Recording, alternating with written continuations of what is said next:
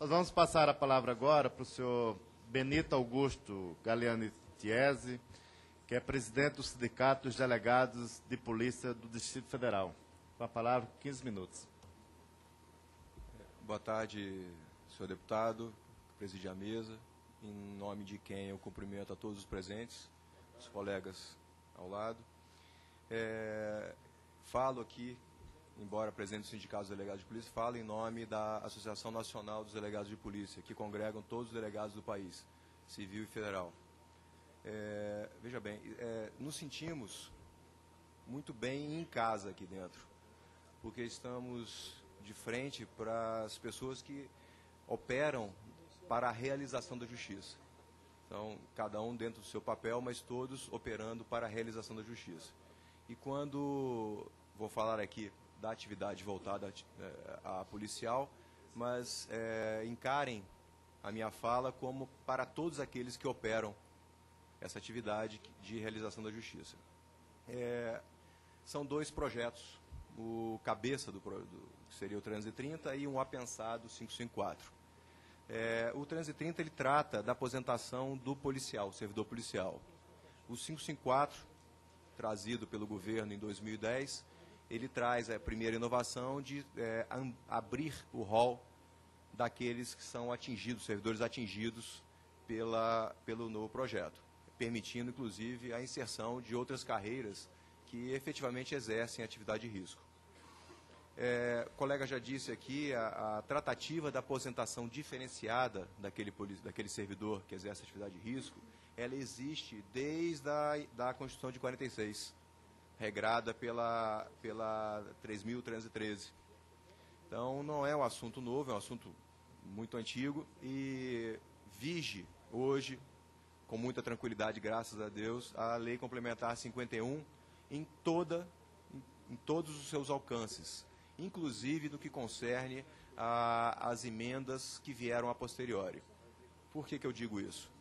O Supremo Tribunal Federal, no final do ano passado, em outubro, ao julgar um recurso extraordinário do Acre, ele deu o primeiro passo ao reconhecimento da Lei Complementar 51, que trata dos servidores policiais civis da União, então Polícia Federal e Polícia Civil do Distrito Federal, mas que tem o seu texto assambarcado pelas legislações de praticamente todos os estados da federação. Então, o Supremo deu esse primeiro passo em repercussão geral por unanimidade, reconhecendo a vigência in totum da Lei Complementar 51. Em seguida, tivemos um embate muito interessante no Tribunal de Contas da União, que foi mais além. São dois momentos da aposentação diferenciada. Quando você trata dos requisitos para aposentação e daqueles requisitos, os critérios que serão implementados para a aposentação. Essa contenda em sede de Tribunal de Contas da União foi muito pesada.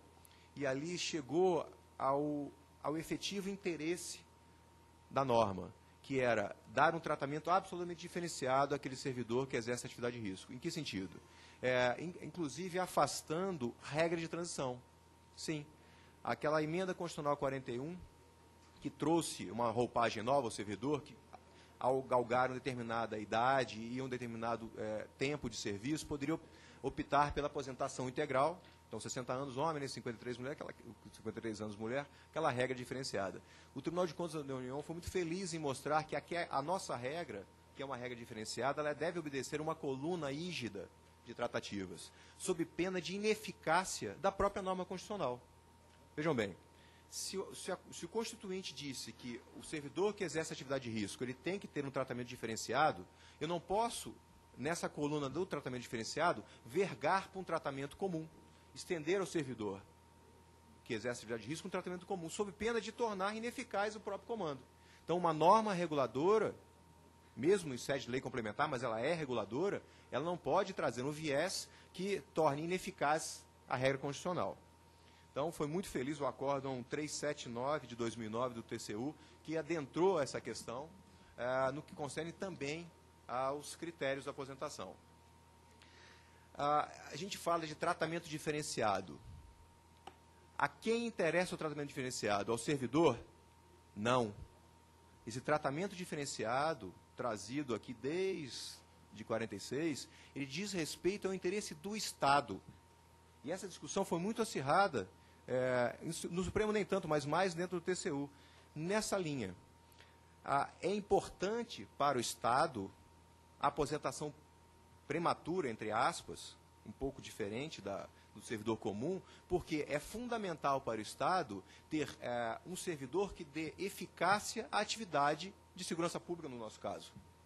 Então, na realidade, nós temos um comando, a própria regulação, que não foi levado a efeito até hoje, mas o parágrafo 7º do artigo 144, ele exige uma regulação para que dê eficácia ao serviço de segurança pública lato sensu. Aí inclui-se, inclusive, de vocês. Porque a segurança pública, lato sensu, ela vai desde a prevenção, antes do fato, até a execução da pena. Ela tem um leque extremamente amplo. Então, a aposentação diferenciada, ela deriva do interesse não do servidor, e sim do Estado. Então veja bem, essa regulação que vem sendo levada a efeito, ela deve, então, dizer respeito apenas ao parágrafo 4º do artigo 40, daquelas atividades que estão ali elencadas. Né? E por que eu trago como interesse do Estado? A polícia ela exige, como já foi dito aqui, do servidor, a capacidade física, rigidez, trato psicológico pleno, constante, e até uma condição psicológica muito mais, deve exigir muito mais estável do que o próprio servidor comum, em razão dos embates que nós temos diuturnamente. Nós temos situação de estresse desde quando acordamos, aliás, até dormindo, porque todos que são policiais aqui dormem com a sua arma de fogo ao lado, infelizmente. Todos que estão aqui, que são policiais, viajam de férias com sua arma de fogo, porque nós somos obrigados a agir.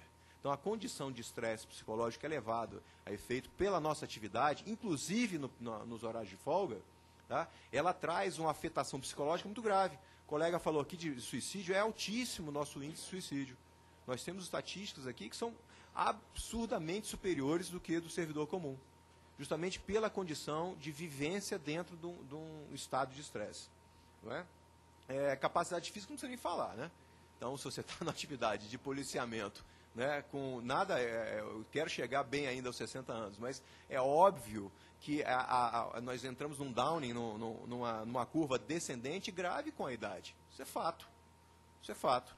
Então, a idade para a atividade nossa pesa por demais.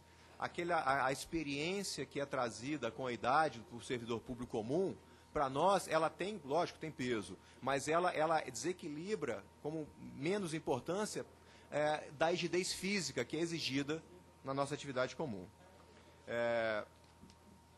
Nós, quando assistimos a chegada assistimos desde lá, né, quando estava vindo, até a chegada aqui desse fatídico PLP 554, nós assustamos, porque ele, ao invés de dar a regulação devida à norma, com toda a vênia, aos entendidos que produziram essa norma, ele passa a trazer a ineficácia da norma constitucional. Ele, sob o manto de regulador, como regulador de uma norma constitucional, ele traz, sim, impedimentos à eficácia dessa norma constitucional. Em que sentido? Quando ele trouxe esse novo regramento com idade, com tempo a mais, né, ele trouxe para cá condições que estão na contramão das condições exigidas para a eficácia da segurança pública. Lê-se de todos nós operadores. Então, entendemos ele como um projeto que traz prejuízo, mais um prejuízo à segurança pública da nação.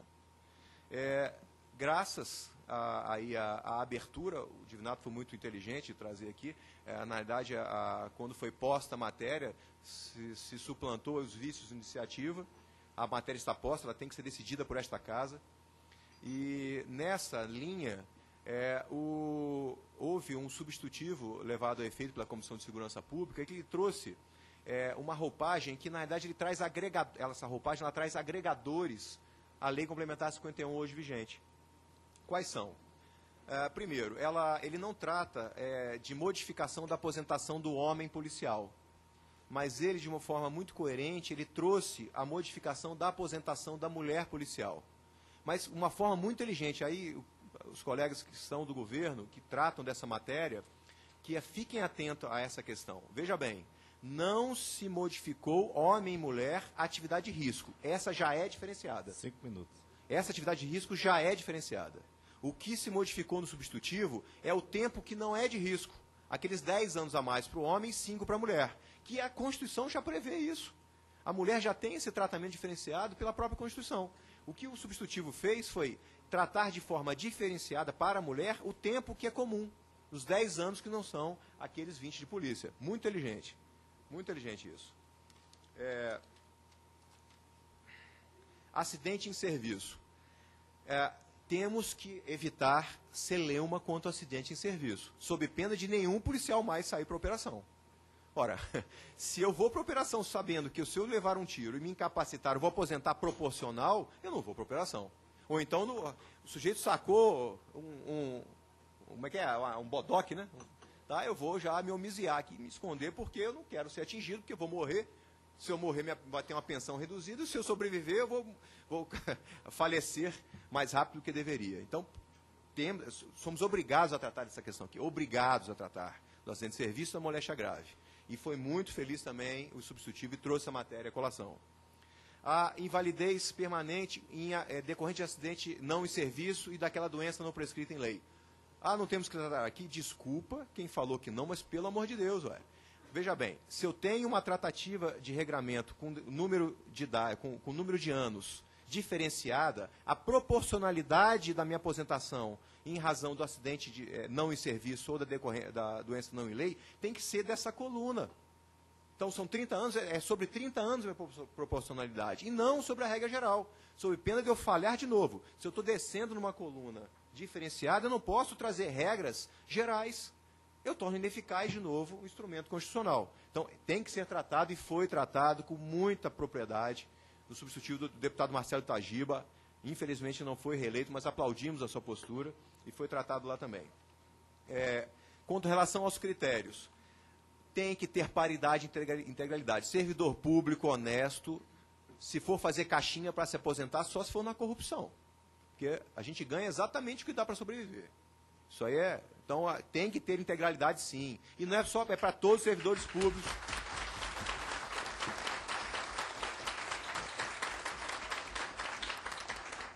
E é para todos os servidores públicos que exercem carreiras essenciais ao Estado. Se a carreira é essencial ao Estado, ela tem que ser tratada de forma diferenciada. Se eu tiver que fazer minha caixinha para aposentar, perigoso, muito perigoso. Tá? E mais, alguns estados estão criando gratificações para policiais que são apenas o exercício da atividade. Então, o que acontece? Ele está baldeando, está atravessando a regra constitucional e dizendo para o policial o seguinte: você pode ir embora mais cedo, meu filho, vai embora. Porém, você vai com 50% a menos de salário. Tem estado que o sujeito está ficando até a compulsória. Tem discussão discussão em São Paulo sobre a compulsória, se é 65 ou 70 anos. Então, por quê? O Estado está criando manobras para quê? O servidor, ele continua aposentando prematuro, mas não leva nada. Ele aposenta com a calça só pelo joelho. Então, não podemos fazer isso. Licenças ou afastamentos. Vou defender um pouquinho a entidade de classe aqui. Nós estamos aqui em entidade de classe, não porque nós queremos, não. É porque é uma condição democrática. A Constituição faculta as entidades todas, a todos os segmentos de servidores, que tenham seus representantes. Agora, eu não posso vir aqui como representante de entidade de classe, perdendo todo o meu tempo de atividade de risco, porque eu continuo andando armado e continuo sendo obrigado a agir. Então, nós temos que manter, sim, ao cômputo do tempo para quem exerce atividade de classe.